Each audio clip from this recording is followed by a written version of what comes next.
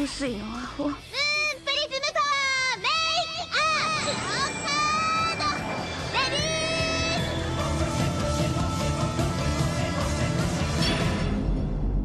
Welcome to Shojo and Tell, where we discuss shoujo manga and tell who's hot and who's not, talk about themes, and just generally geek out. Today, November 21st, 2023, so many 20s, we'll be doing a preview guide about the first volume of Lord Hades' Ruthless Marriage by Ueji Yuho, which is being released by Yen Press right now, as of today, I'm pretty sure.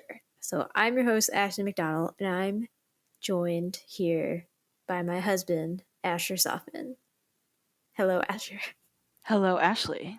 First, I will say apologies for any audio quality things here. We are traveling, so we have only I have like my built-in microphone, Whoa. I have my built-in microphone of my earbuds. I'm not a heathen here, okay?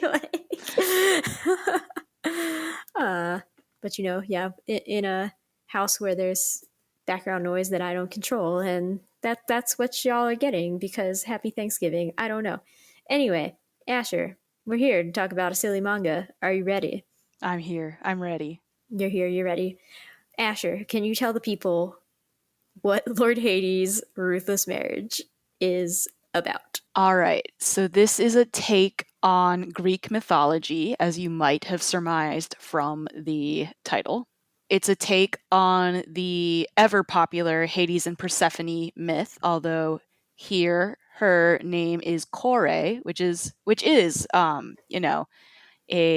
canonical name of hers. Canonical name. Yes. Yes. In Great. the Greek mythology canon.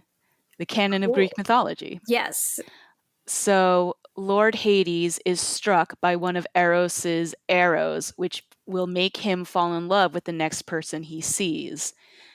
The next person he sees happens to be a young goddess who has no business being in the underworld, and shenanigans ensue because Lord Hades does not want to fall in love. It will warp his judgment and his ability to be an impartial Lord of the Dead. Excuse me, he's ruthless, don't you know? The marriage is ruthless. Oh, the marriage is ruthless, but he's just a nice, swell, soon guy. Yeah. Yeah. I mean, he's ruthless. He's great. He's very good at his job, and it defines everything he does. Everything he is, Lord of the Dead.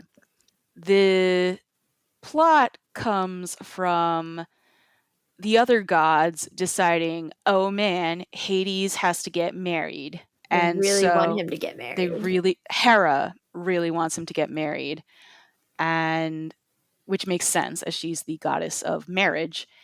And so each chapter, each episode is a new consort appearing before Hades and his attempts to get out of this whole marriage business while, secretly having this crush on Kore, who has mysterious motivations for being in the underworld. Yes, which we do not yet understand. So he did end up looking at Kore and falling in love with her, but she tricked him and was like, I totally just pulled the arrow out of you, no love business. No. He knows she didn't pull it out.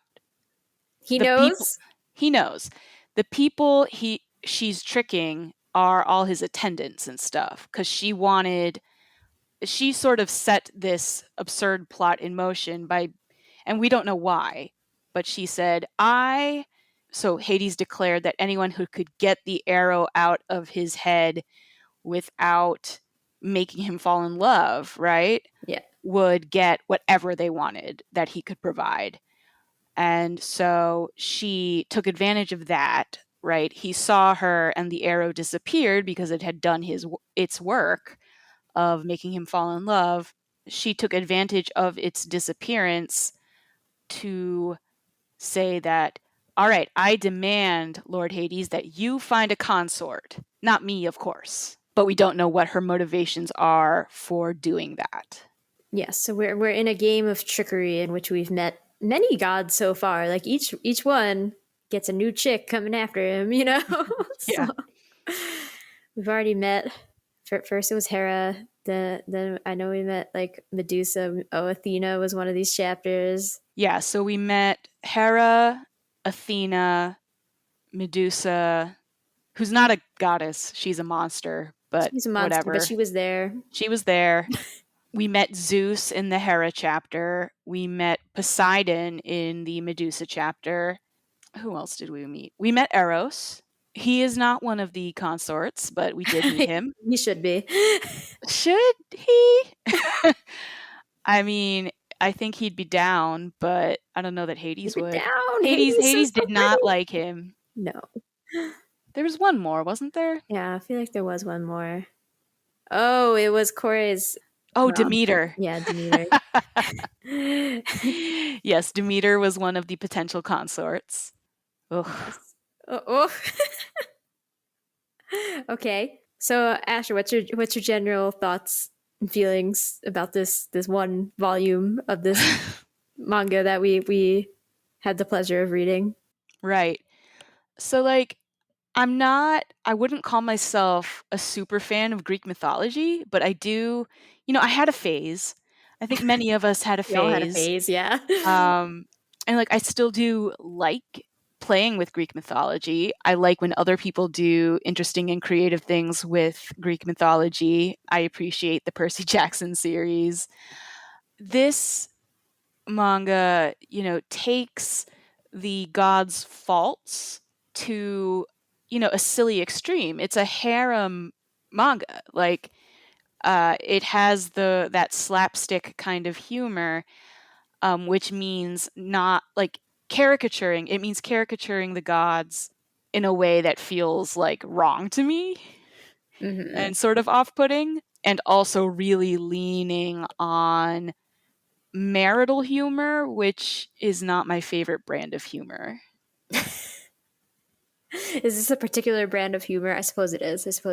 I feel like it's a particular brand of humor that's really prevalent in like Western adult cartoons that I don't like. Where it's like the joke is that marriage is annoying, right? Yeah. Okay. I can see that. So I don't love that. It's just like this. It's not that this manga is bad. It's that this manga is not made for me. Yeah, for sure. See, I feel like I definitely had a Greek mythology phase. Like, as you said, we all had one, but it was never like super strong. So I don't have as much like background in how the actual myths go or care like at all about these gods. So I'm just like, yeah, make fun of Zeus. Do it. He deserves it. Like, I have no respect. Is what we're learning. Right. And like, yeah, that's fair. And I've already like I already have no respect for Zeus. I don't need a new property to really drive it home, I'm like, I'm bored of this. Yeah.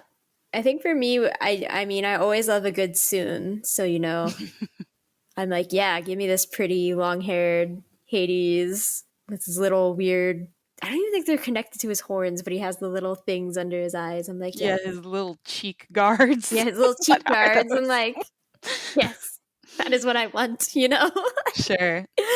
I'm here for this. And mostly I'm here for like the eventual turn into it being about him and Kore, right? Like that's more what I'm interested in seeing than like running through each Greek god and seeing the interpretation of that god, right? Right. Yeah. I would say like my impression of this first volume anyway is that most of the content, the episodic content is not for me, but then, in the middle or at the end of each episode, there's a little moment of Hades falling more in love with Kore, or Kore like seeing Hades as a more nuanced figure. And I'm like, yeah, I like that. Give me more of that. I super don't care for this very Electra complex, shiny, shoujo-eyed Athena here. What is going on? One thing I didn't God. One thing I God. God. One thing I didn't mention that I should is that the art is beautiful. It's very pretty, yes. Everybody is lovingly drawn and rendered in this manga, including my boy Hades. He's the prettiest. Yeah. I like Korei's design the best. Korei is also very pretty and good. Yeah. I did love the joke of him trying to have to hide from Demeter that it's totally Korei who is. And they're like, he's just like, nah, everybody puts their hair in flowers here. And then Hypnos and Thanatos have to do it. And they just wear it like that the whole chapter. I'm like, yeah. Great. That's the kind of joke I'm here for. Yeah. I didn't realize until that chapter that that was her hair. I was like, whoa, what? This hair is insane. You were like, this poor manga artist. And like it looks like they actually figured out like the mechanics of how that hair would work. Like that's impressive. That's impressive. That's the most impressive thing. Korei's hair. Absolutely. Yes, I agree. Oh my goodness. I mean, I guess the biggest question is, do you want to keep reading this? I want you to keep reading this and to tell me if it's going in the direction that you want it to go, because I would like that, but I can't trust a harem manga. I can't trust the harem manga. That's fair. I mean, I don't usually read harem manga. I would definitely keep reading because I'm like, I definitely over-index on all my serious things in a way that I don't think that you do in your normal reading habits. Like you have lots of like light things that don't have to be taken so seriously, you know, and I like don't do that, and I think it exhausts me actually. So it's good that's fair. It's good to mix it up with something like that. I'm just like, you know, I definitely laughed at each chapter. Like there was something in each chapter that made me like actually laugh, like chuckle out loud, you know. Excellent. It's rare that you end up liking a thing more than me. It's true on here for sure. Yeah. It's definitely true. Yeah. So I'm intrigued to keep reading because like I kind of don't think it will take a hard turn into like being about Korei and Hades in any serious way. But even if it takes a slight turn into like keeping the hijinks more among them, right? I think I would really enjoy that actually. Yeah. No, that'd be great. I would love less Zeus and Poseidon. Oh yeah, I mean Poseidon. Like I looked at him and I was like, "Why did you make Renji like a fang boy?" Right? And yeah, I mean the joke about. See, I thought this joke was funny, even though I realized that it's like also offensive at the same time. Where it's like, well, he didn't turn to stone from looking at Medusa because all he does is look at boobs. I was like, you know, I appreciate the joke actually. Yeah, I understand. I get it. I thought it. Yeah. I was like, I was more groan than laughter for that, but yeah. I think there's something about the gullibleness of me to be like, you know what, I respect. It's that. Also, I think I love when there's some like clever jab, right? Yeah. Like these gods suck. And like the gods sucking in that particular way that ends up being a convenient plot twist. Like I do love that, but it also, you know, doesn't make me like Poseidon. No. And yeah, I mean, I don't think we're supposed to like Poseidon, and you know, it's like it's this definitely is buying. So I haven't read any of these books, but you know, I do think that Greek mythology is having a moment in, you know, romance novels and historical novels in particular. Like on the serious side, there's lots of, you know, like Circe by Madeline Miller, and a lot of books that are like that. I have a whole list on this somewhere in Everand, you know. We just recently redid it actually. And then I know that one of the most popular romance novels is called Neon Gods by Katie Roberts, and it's about Persephone and Hades. It seems like pretty dark, gritty romance in a way that this obviously isn't, but I can't help but, you know, acknowledge that I feel like this is trying to join a trend that's been happening for the past couple of years, especially since Circe blew up on like book talk or whatever. Right. Or no, it wasn't Circe. It was this Song of Achilles. Yeah, the Song of Achilles that blew up. And you can't discount, like, you know, the kids who were growing up on Percy Jackson and the Heroes of Olympus are also like growing into their own and buying more media that, you know, makes them feel like Percy Jackson did. Maybe I personally don't think Greek mythology ever isn't having a heyday, especially since so many of us learn about it in middle or early high school. Yeah, I was like, I definitely remember, like, I think the strongest association I have is in that early high school time where, like, in my creative writing class, I remember writing stuff based on Greek mythology. Mm-hmm. And I mean, we grew up, you know, with Disney's Hercules and stuff. Yeah. So like, it's always there, but I think, you know, it still comes in waves. Like everything still comes in waves. So I think we're in the like upper part of a wave right now, you know? Yeah, for sure. And so, you know, if you want to get some silly Greek god stuff going on, I think people can read this and have a chuckle. Absolutely.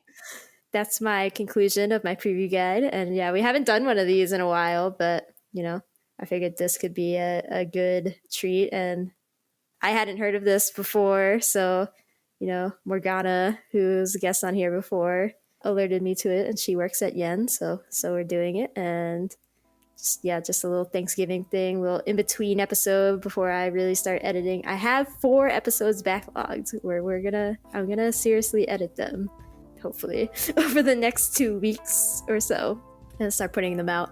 Anyway, so that's just our short little episode. Thanks for listening to Shojo and Tell. Comments, questions, constructive criticism, concerns, you can email those things to shoujoandtell@gmail.com or leave a comment on this episode's YouTube page. You cannot find Asher on the interwebs. He is all mine. He exists only in strange places. It's true. Where only his true friends can find him.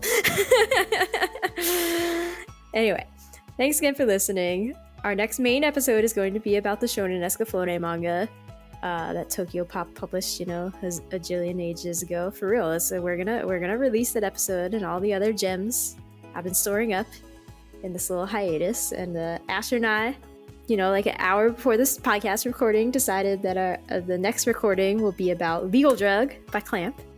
So look forward to that. We're making our way really close to X and Tsubasa. So that'll be something. That sure will. That'll be several somethings because it'll take several episodes. It's gonna take, yeah. Oh my gosh, X and Tsubasa alone are gonna take like 5 to 6 episodes. Yeah. So that's gonna be fun. Anyway, until all of those fun things that I said will happen in the future, right now, have a happy Thanksgiving if you're in America, and bye. Take care.